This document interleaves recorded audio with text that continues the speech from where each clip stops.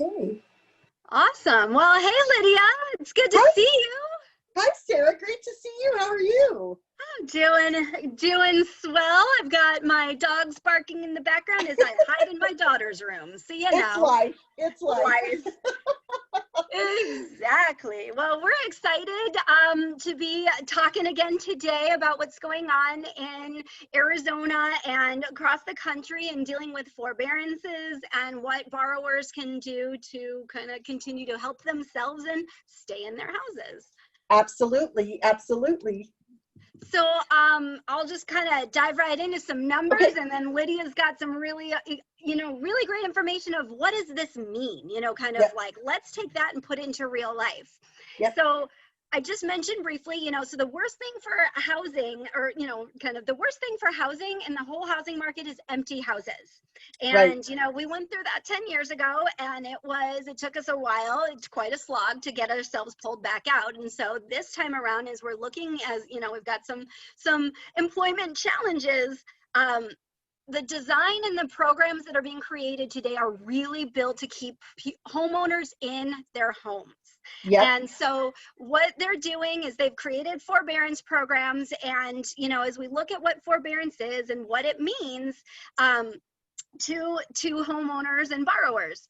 So for the last 17 weeks, the number of properties in forbearance, or the number of mortgages in forbearance, has been going down continuously. Now, it's not like boop, it's a slow jog down, but we're going in the right direction. Correct. So now we're down to about 6.81% of all mortgages are in forbearance. That's down from 6.87. That is around 3.4 million loans that are in forbearance. Now, keep in mind, not all loans that should be in forbearance are. And so this is, again, is a conversation. If you talk to anybody and they're struggling, but they're not in forbearance, they need to call their lender or their servicer. Yep. And the servicers and lenders are, they, with the CARES Act and with Freddie and Fannie doing a lot of programs, they should be able to accommodate those folks in getting them into the right program. When forbearances first started back in the earlier this year, there was kind of no structure. So they've gotten better, and there's ways to work with families that are struggling with either a job loss, or maybe they went into furlough. So, yep. Yes. And one thing too, Lydia just said is there has been a very, very big evolution in how forbearance are handled. So in April and May, if you called your servicer or lender and said, hey, what is forbearance? They put you in. Yes. That is not the case anymore. So if you call just to get information, they are not automatically putting you in, but that is something be clear about. Don't just say I'm gathering data. Right. And make sure they give you documentation too, because you want to read the fine line on, or the fine print on all of that, for sure. For sure. Yeah. Absolutely, because the devil's in the details. Yes, it is. So as we look at what's happening and where, the loans that are coming out of forbearance, I'm going to quote Mike Fratantoni. I'm sorry if I butchered that, who is the chief economist for the Mortgage Bankers Association. He said, the significant churn in the labor market now, more than 6 months into the pandemic, is still causing financial distress for millions of homeowners. As a result, more than 70% of loans in forbearance are now on an extension. So what that means is, basically, it takes, in order to get out of forbearance, is you have to have your 3 consecutive payments, and then you go into a new plan, essentially, to kind of get yourself out. But if you're not able to make that 3 consecutive month payment, then you're going to continue to extend your time in forbearance. So that's what that means. And it kind of continues along with some of the things that we're seeing, and I'm going to get to it in a minute. I want to talk about some other things first, but about what's going on and who's in forbearance and what that's looking like in regards to payments being made and stuff like that. Right. But as we talk about how you get out of forbearance, there's a couple of things that, I just mentioned. You need to have your 3 months of consecutive payments, but you got to think about, it doesn't mean, now, so the whole thing with a forbearance is, forbearance means they are allowing you to defer payments. It's not saying, it's not eliminating the payments. It's not eliminating any of the fees involved. It just means you don't need to pay it right now. So when you have that, now sometimes when people come out of forbearance, they may get a big giant bill and say, oh, what's that? You know, what am I going to do? How am I going to get out from under this? So there are ways to get out from under what the amount that was called forborne. And so what they do is, you know, if you can find a way to either do a payment plan or something like that to make it more manageable for that borrower to stay in their house. So there's a couple ways to think about on where can maybe people get creative to stay in their homes and get out from being in forbearance. Yeah, and the other thing too, Sarah, the other thing too is talking to Freddie Mac last week, the main thing is between now and the end of the year to have some sort of exit strategy. And I know you've got some good ideas of how to get out of that forbearance, because it's the forbearance that we're dealing with now is a short-term, it's short-term for the homeowners. So it's not intended to be a long-term situation. I know some people did take a year forbearance, but really many of them took 3 and 6 months. And so the whole problem is Freddie and Fannie want people to be able to get out from under that forbearance because it will keep them in their home. And we are in the business of home ownership, and Freddie and Fannie want people to stay in their home, and they are a big component of home ownership. So give us some suggestions on that. So yes, keeping our healthy real estate market, right? Yes, yeah, absolutely. So here are a couple options for borrowers that have 401ks. There's 2 things you can do within a 401k. Individuals, and this is at any time, individuals are allowed to borrow against their 401k, and they actually pay themselves back with interest. So it is not, you don't get penalized for it because you're putting all that money plus some back in, and then there's going to be certain terms. So that's a way is, say if you have, say, an $8,000 forbearance bill, so to speak, that came in, then what you can do is you really think about, okay, maybe I'm going to borrow that, make payments, pay it back. One thing, if you don't want to go that route, you can actually, it's a provision through the CARES Act that does allow you to borrow, to pull out a lump sum from your 401k without penalty. And so again, that could be a way that you get that money out and now you have it, you pay off, you get caught up, you're in good shape. Either way, you got to talk to your 401k administrator to find out what those terms are, but that's an awesome way to get to stay. Another one is there are permanent loan modifications.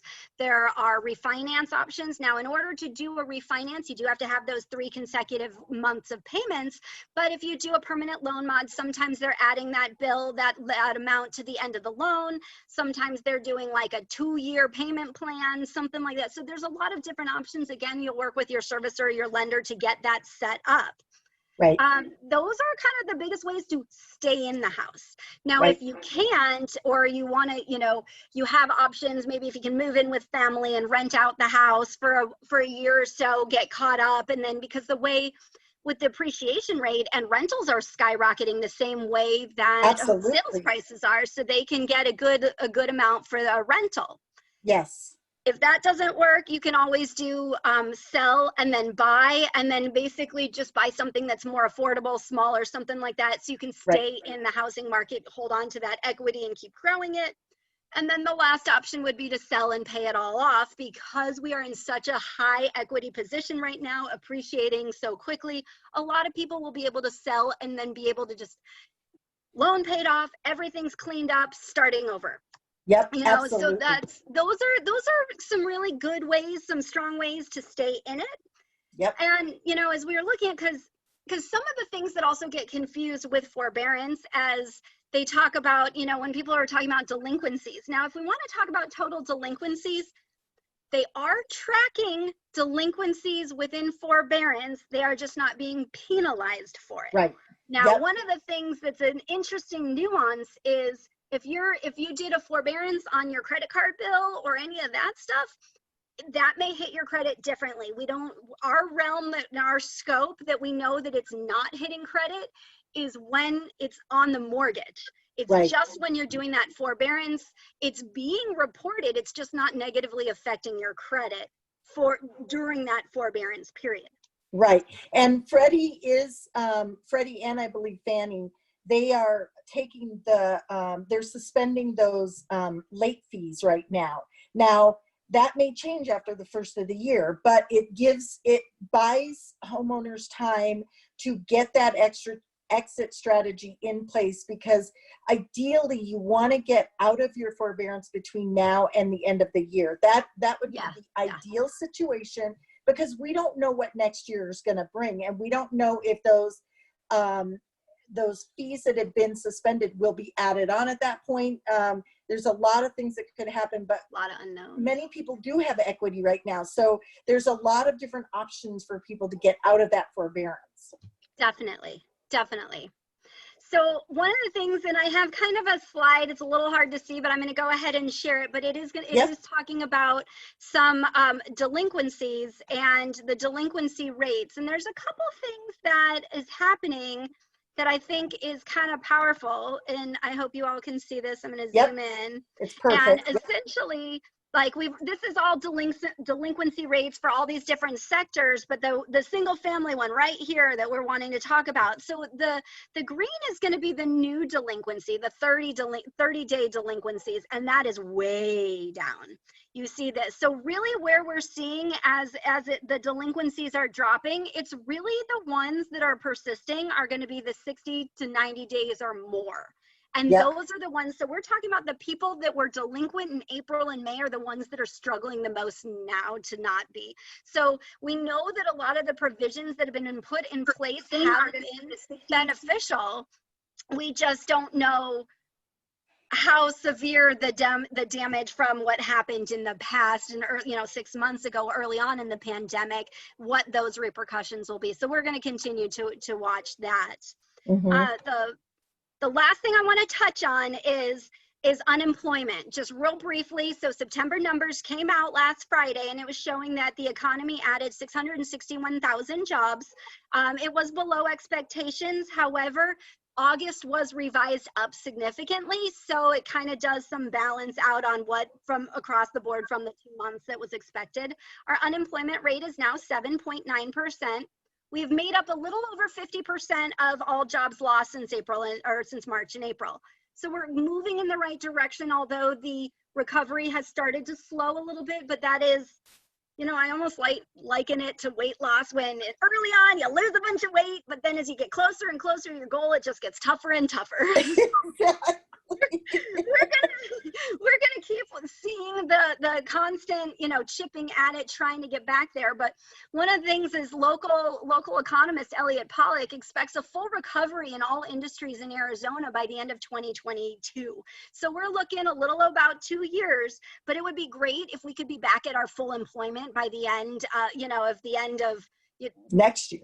22, like we're looking not that far out, hopefully, because when you start looking at certain recoveries like that, they take years, even for us to recover all the jobs that we lost in the recession, it took 6 years, Well, and you also have a lot of small mom and pops that had to shut down, restaurants, bars, activities. So that really plays into a lot of, and a lot of people aren't coming out to do those things yet. So I think that's part of it as well. And I think as things open up and people start going to, restaurants and stores that they normally would have solicited years back at the beginning, I think that will eventually come back too. So I foresee Arizona being a really good, we might even come out of it sooner than that.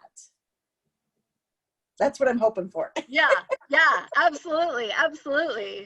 So I know that's kind of what I had to talk about, Lydia. I know that you've got some real life situations that you want to address in regards to all of this. So yes, I do. Sure.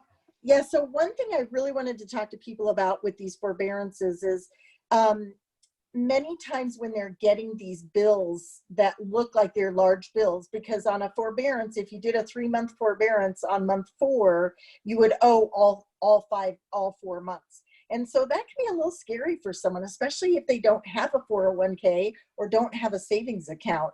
So I have an example of that. I had a lady that I work with, a servicing company, and in the last month, we've been having a lot of inspections to do. And one of my inspections was out in El Mirage, and I was taking photos of the house. It's an outside inspection. And the homeowner came home and she said, "Why are you taking a photo of my house?" And I said, "Well, I work for the servicing company that does your mortgage." And I don't know why they have me, they're picking different random homes. But she said, we took a forbearance when my husband lost his job due to COVID. This was back in the beginning. And then 3 months down the road, then they got this, or 4 months down the road, they got this big bill, and they knew that they couldn't afford it. So what they did was they ended up selling it to a place like Open Door, who is basically a large fix and flipper. And I know, and I talked to her about, you did leave money on the table, because they buy homes, renovate them a little bit, and then they put them back on the market. And she was aware of that. She said, "I know that we left money on the table," but she said, "I kind of panicked when I got this big bill." So my whole thing for homeowners is, don't panic. Call us, call Sarah, call myself. We can at least guide you to the different options that you have. And there are different options. If selling is the way that you want to go, by all means, we can sell it on the open market. We still have a shortage of homes, and we still have a lot of buyers coming out from higher tax states. California, Washington, Oregon, New York, New Jersey. We have a lot of those, and we are one of the 3 states. Us, Texas, and Florida are the 3 biggest states that are getting all these new families moving in. So we have a shortage, and there's a lot of equity there. So make sure, before you just willy-nilly sell your home to one of these investors, make sure that you're getting all of the equity out of your home if you decide to go that way. And really, our job is to try to keep you in the home, because home ownership is a privilege, and everybody should be able to buy a home. So it's really important to look at all of your options when you get that big bill. Absolutely. Because no matter how big and scary a bill can be, usually the house is worth a whole lot more, and you want to find the best way to really leverage your situation. Yep. And don't leave money on the table. That's what I'll say. Don't leave money on the table. Exactly. Awesome. Well, thanks, awesome. Sarah. I appreciate it. Anytime. Thank you for your time and all of your information. And, you've got some really great inside scoop from information, working with the servicers, working with all the different people you do. So thank you for sharing what you're learning.